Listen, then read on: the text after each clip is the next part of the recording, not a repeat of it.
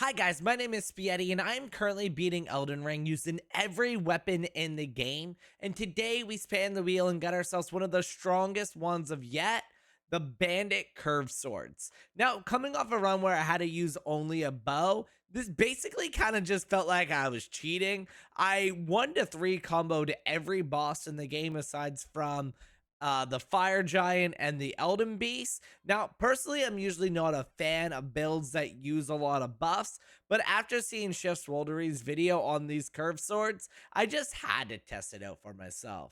For the build itself, you're going to want to use 2 bandit swords, both with the Ash of War called Seppuku, and make sure that they have blood affinity on them.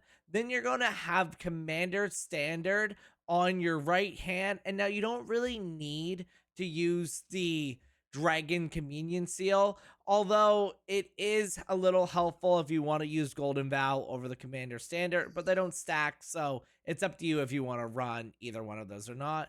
Make sure you give yourself Varys Mask, though, as it really does help when you proc the bleed from Seppuku. For our armor, you are going to make sure you use the Raptor's Black Feathers for its passive effect, and then it does not really matter what you use for your arms or your legs. But for talismans, it's going to be the claw talismans because basically anytime you attack with this build, you're going to be jumping. Lord of Blood's Escalation. Then you're also going to want the Rod and Winged Sword Insignia and Maleficent's Prosthesis. Now, for your flask, make sure that you have the Thorny Crack tier to make sure you're doing even more damage with successive attacks.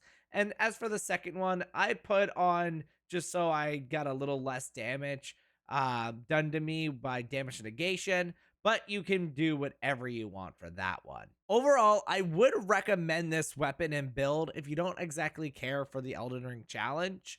But personally, I do think it relies too heavy on buffs, so it was not really a favorite of mine. But it was nice just shredding through every boss I usually die like 10, 20 times on in every run.